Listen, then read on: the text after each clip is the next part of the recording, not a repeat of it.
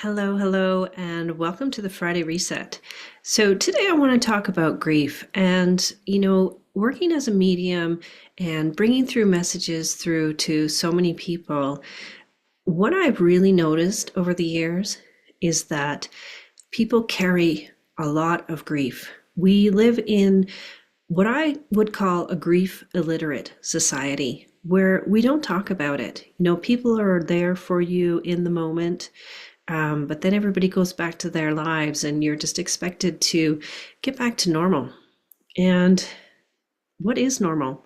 Because for me, grief occurs any time in your life where your life is changed on a dime.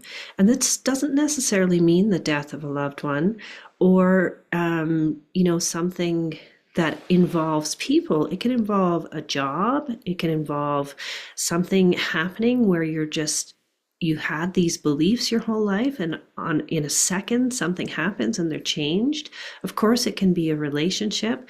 Grief is a many faceted thing. And in the Inuit language, they have something like 95 different words for grief, depending on what has happened.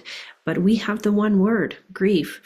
And it's a sticky word for so many of us where we don't like to look at it. And so many people, I'm working with people who are in their 60s who've been carrying some grief from their teenage years, or people who lost a loved one 20 years ago and they are, thinking that their life is good, but they're kind of, their light is a bit dimmed because this grief is still really, really present for them. And we do learn to live with grief. We do learn to grow around it, but we don't need to shut ourselves down. And I think when we carry that grief, what happens is our light dims and our hearts shut down. So it's a good idea to sit down and to, get a pen and paper or go for a walk and just think about all the times in your life where grief has occurred and see if there are any that really feel raw to you. Like they just feel like they just happened yesterday and they feel raw. And notice which ones are calling you to work with them. Because when we have those reactions where we're like, oh yeah, there's still something going on here with this one, and there likely will be for life, and yet there's something really big here. And that's the universe's way of saying, you're ready to work with this. You're ready to lighten the load on this. So sit down and come up with what are maybe 2 or 3 that I'm still really holding, that are still like just kind of pushing on my heart.